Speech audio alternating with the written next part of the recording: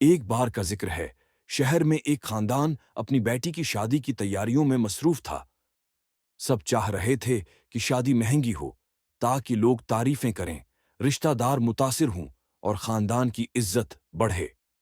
دلہن کے والد نے بینک سے قرض بھی لے لیا، سونے کے زیورات ادھار پر خریدے اور ایک ایسی شادی کا انتظام کرنے لگے جو ان کی حیثیت سے بہت اوپر تھی۔ شادی والے دن سب کچھ چمک دمک سے بھرپور تھا، روشنیوں سے جگمگ حال، بڑی اسکرینیں، ڈھول، ڈانس، مہنگا کھانا۔ لوگ آتے رہے، تصویریں لیتے رہے، تعریفیں کرتے رہے، مگر دلہن کے والد کے چہرے پر ایک انجانا بوجھ تھا۔ رات کے آخر میں جب سب مہمان چلے گئے، خاندان تھکن سے بیٹھا تو ماں نے آ بھری۔ لوگ ہی تو تعریفیں کر کے چلے گئے، مگر جو قرضہ لیا ہے وہ کیسے اترے گا؟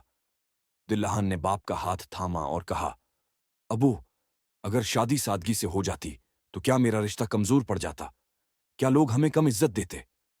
اصل عزت تو نیت اور کردار میں ہوتی ہے، دکھاوے میں نہیں۔